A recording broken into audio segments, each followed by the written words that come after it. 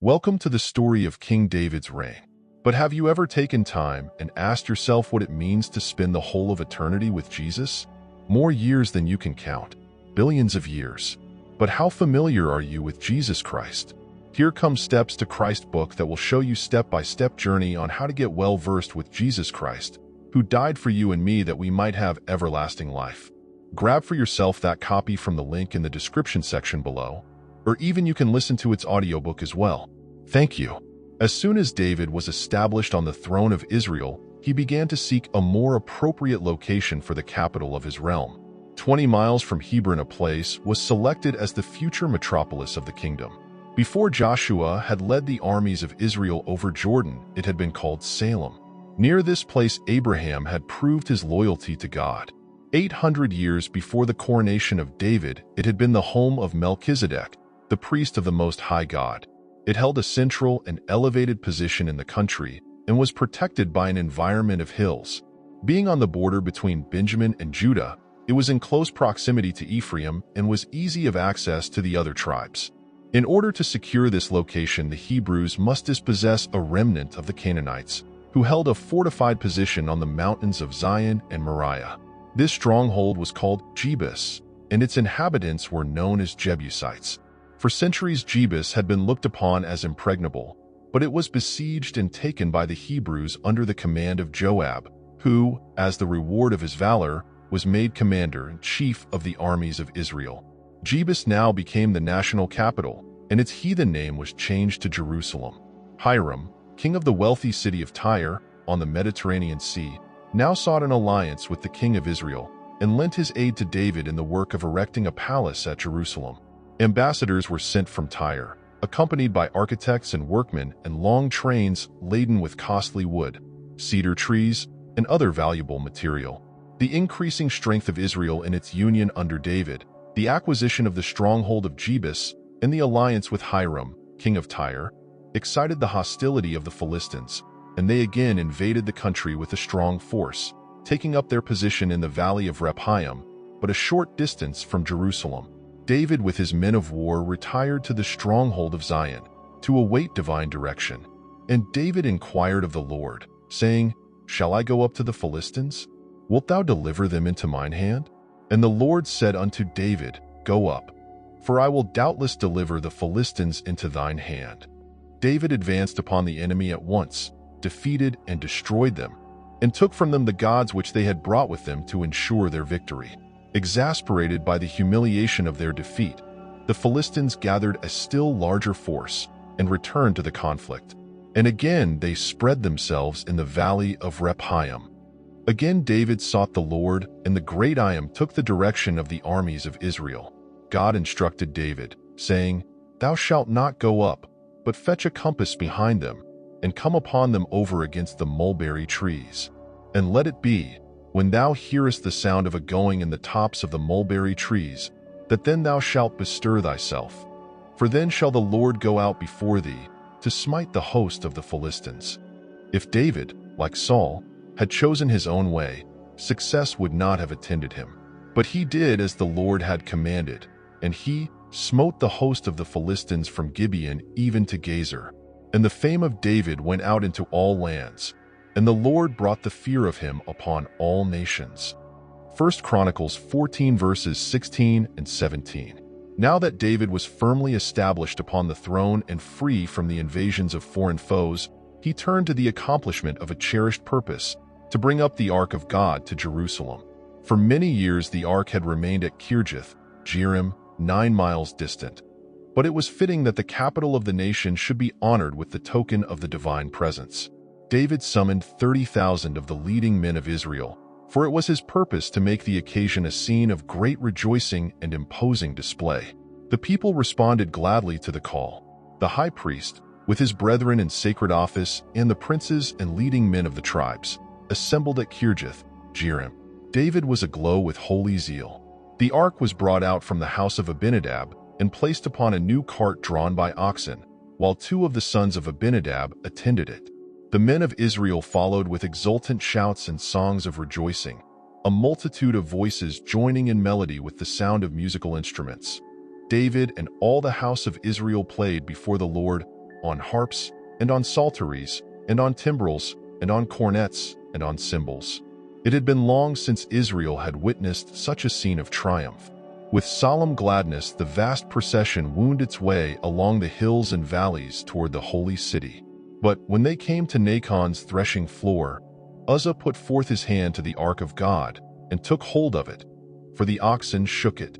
And the anger of the Lord was kindled against Uzzah, and God smote him there for his rashness. Marginal reading, and there he died by the ark of God. A sudden terror fell upon the rejoicing throng.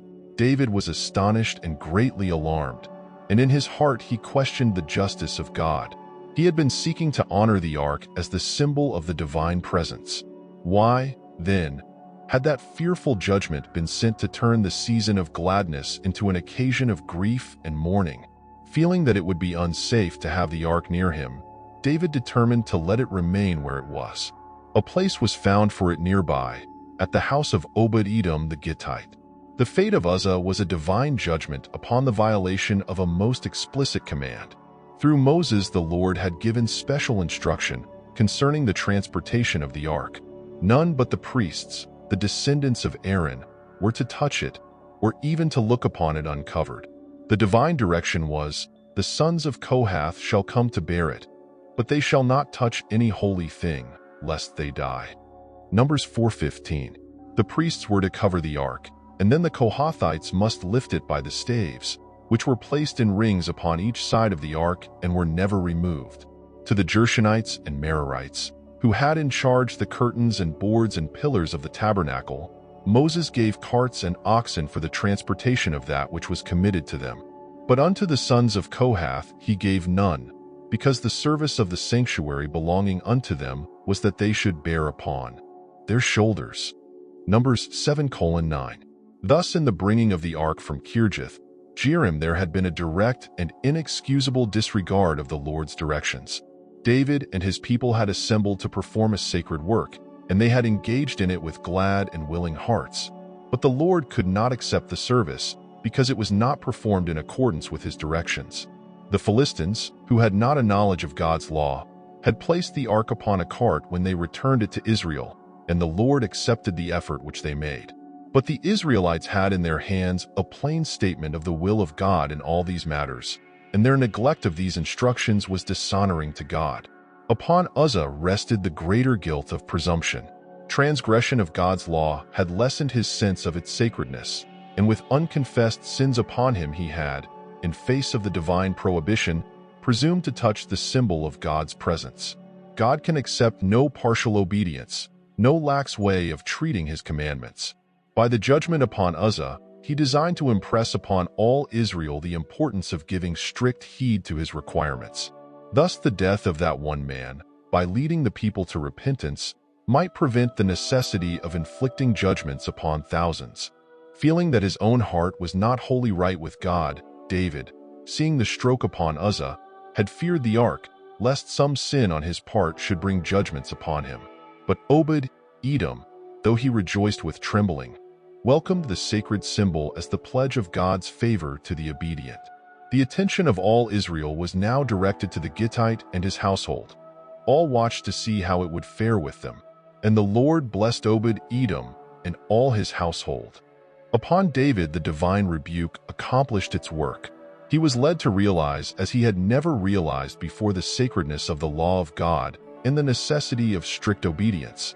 The favor shown to the house of Obed-Edom led David again to hope that the ark might bring a blessing to him and to his people. At the end of 3 months, he resolved to make another attempt to remove the ark, and he now gave earnest heed to carry out in every particular the directions of the Lord. Again the chief men of the nation were summoned, and a vast assemblage gathered about the dwelling place of the Gittite. With reverent care the ark was now placed upon the shoulders of men of divine appointment. The multitude fell into line, and with trembling hearts the vast procession again set forth. After advancing 6 paces, the trumpets sounded a halt. By David's direction sacrifices of oxen and fatlings were to be offered. Rejoicing now took the place of trembling and terror. The king had laid aside his royal robes and had attired himself in a plain linen ephod, such as was worn by the priests. He did not by this act signify that he assumed priestly functions, for the ephod was sometimes worn by others besides the priests. But in this holy service he would take his place as, before God, on an equality with his subjects. Upon that day Jehovah was to be adored. He was to be the sole object of reverence. Again the long train was in motion, and the music of harp and cornet, trumpet and cymbal, floated heavenward, blended with the melody of many voices. And David danced before the Lord, in his gladness keeping time to the measure of the song. David's dancing in reverent joy before God has been cited by pleasure lovers in justification of the fashionable modern dance, but there is no ground for such an argument. In our day, dancing is associated with folly and midnight reveling. Health and morals are sacrificed to pleasure. By the frequenters of the ballroom, God is not an object of thought and reverence. Prayer or the song of praise would be felt to be out of place in their assemblies. This test should be decisive. Amusements that have a tendency to weaken the love for sacred things and lessen our joy in the service of God are not to be sought by Christians. The music and dancing and joyful praise to God at the removal of the ark had not the faintest resemblance to the dissipation of modern dancing. The one tended to the remembrance of God and exalted his holy name. The other is a device of Satan to cause men to forget God and to dishonor him. The triumphal procession approached the Capitol, following the sacred symbol of their invisible king. Then a burst of song demanded of the watchers upon the walls that the gates of the holy city should be thrown open. Lift up your heads, O ye gates, and be ye lift up, ye everlasting doors, and the King of glory shall come in. A band of singers and players answered, Who is this King of glory? From another company came the response, The Lord strong and mighty, the Lord mighty in battle. Then hundreds of voices, uniting, swelled the triumphal chorus. Lift up your heads, O ye gates, even lift them up, ye everlasting doors, and the King of glory shall come in. Again the joyful interrogation was heard, Who is this King of glory? And the voice of the great multitude, like the sound of many waters, was heard in the rapturous reply, The Lord of hosts, he is the King of glory. Psalm 24 verses 7 to 10. Then the gates were opened wide, the procession entered, and with reverent awe the ark was deposited in the tent that had been prepared for its reception. Before the sacred enclosure altars for sacrifice were erected. The smoke of peace offerings and burnt offerings, and the clouds of incense, with the praises and supplications of Israel, ascended to heaven. The service ended, the king himself pronounced a benediction upon his people. Then with regal bounty he caused gifts of food and wine to be distributed for their refreshment. All the tribes had been represented in this service, the celebration of the most sacred event that had yet marked the reign of David. The spirit of divine inspiration had rested upon the king, and now as the last beams of the setting sun bathed the tabernacle in a hallowed light, his heart was uplifted in gratitude to God that the blessed symbol of his presence was now so near the throne of Israel. pp 708-6. Thus musing, David turned toward his palace, to bless his household. But there was one who had witnessed the scene of rejoicing with a spirit widely different from that which moved the heart of David. As the ark of the Lord came into the city of David, Michal, Saul's daughter, looked through a window and saw King David leaping and dancing before the Lord, and she despised him in her heart. In the bitterness of her passion, she could not await David's return to the palace, but went out to meet him, and to his kindly greeting poured forth a torrent of bitter words. Keen and cutting was the irony of her speech. How glorious was the King of Israel today, who uncovered himself today in the eyes of the handmaids of his servants, as one of the vain fellows shamelessly uncovereth himself. David felt that it was the service of God which Michal had despised and dishonored, and he sternly answered, It was before the Lord, which chose me before thy father, and before all his house, to appoint me ruler over the people of the Lord, over Israel. Therefore will I play before the Lord, and I will yet be more vile than thus, and will be base in mine own sight. And of the maidservants which thou hast spoken of them shall I be had in honor. To David's rebuke was added that of the Lord. Because of her pride and arrogance, Michal had no child unto the day of her death. The solemn ceremonies attending the removal of the ark had made a lasting impression upon the people of Israel, arousing a deeper interest in the sanctuary service and kindling anew their zeal for Jehovah. David endeavored by every means in his power to deepen these impressions. The service of song was made a regular part of religious worship, and David composed psalms, not only for the use of the priests in the sanctuary service, but also to be sung by the people in their journeys to the national altar at the annual feasts. The influence thus exerted was far-reaching, and it resulted in freeing the nation from idolatry. Many of the surrounding peoples, beholding the prosperity of Israel, were led to think favorably of Israel's God, who had done such great things for his people. The tabernacle built by Moses, with all that appertained to the sanctuary service, except the ark, was still at Gibeah. It was David's purpose to make Jerusalem the religious center of the nation. He had erected a palace for himself, and he felt that it was not fitting for the ark of God to rest within a tent. He determined to build for it a temple of such magnificence as should express Israel's appreciation of the honor granted the nation in the abiding presence of Jehovah their King.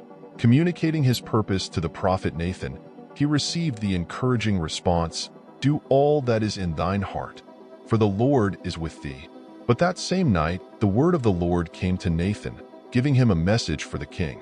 David was to be deprived of the privilege of building a house for God, but he was granted an assurance of the divine favor to him, to his posterity, and to the kingdom of Israel. Thus saith Jehovah of hosts, I took thee from the sheepcote, from following the sheep, to be ruler over my people, over Israel.